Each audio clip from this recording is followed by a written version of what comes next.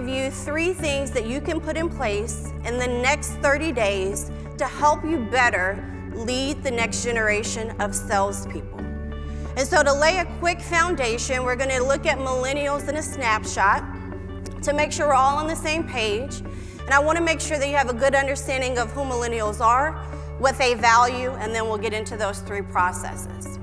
So the first thing is that millennials were born between 1980 and 1995. So there are people that are between 23 and 38.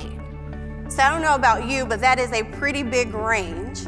And so when I get to the values, I'm going to be using some generalizations, right? Not everyone is going to fit these specific characteristics that I give you.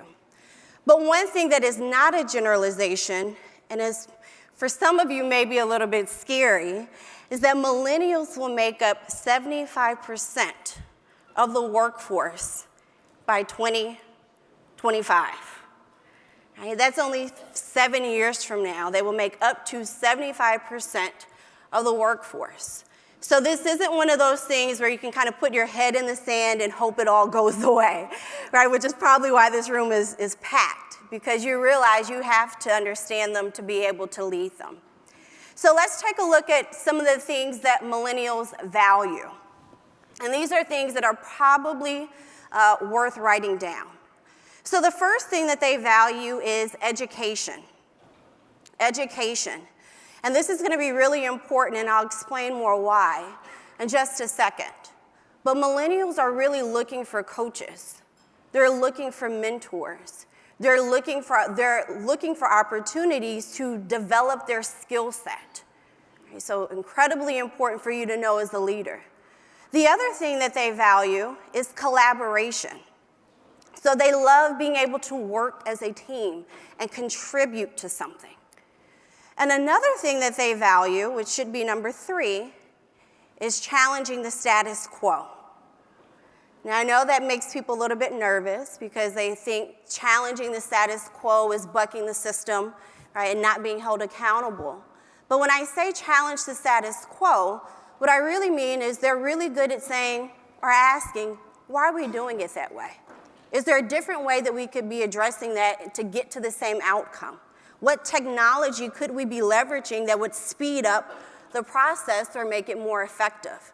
So if you find yourself ever saying things like, well, when I started the company, or when I got into sales, this is what I did, it's probably not going to be the environment that's going to attract millennials. You have to be okay with them challenging you and bringing new and fresh ideas. Another one that they really value is purpose. All right, and that's one that you want to put a star next to, is purpose. They want to work for a company that has a purpose that is bigger than themselves. And I'll give you a quick example. I have a client that does commercial flooring. They're a wholesaler. And I was meeting with their leadership team, and we were going over vision, and we were going over purpose. And when I got to purpose, I asked the CEO, whose name is Jim, Jim, what's the purpose of the company? And he said, to make money. And I said, okay, got it. And we all kind of laughed. And I said, no, seriously, Jim, what's the purpose of the company? And even more seriously, he said, to make money. And I figured this is probably not one of those things where the third time is going to be the charm. Right? But I was saved by his daughter, who is actually part of their leadership team as well. And she happens to be a millennial. And she said, Dad, our employees spend more time with us than they spend with their own families. I think they deserve to have a purpose that is bigger than making us money. Right? Very millennial, right? But you have to have a purpose that your people can buy into. And the last thing that may actually be a little bit surprising is that millennials are very achievement-oriented. Right? Despite the popular belief, millennials are actually achievement-oriented.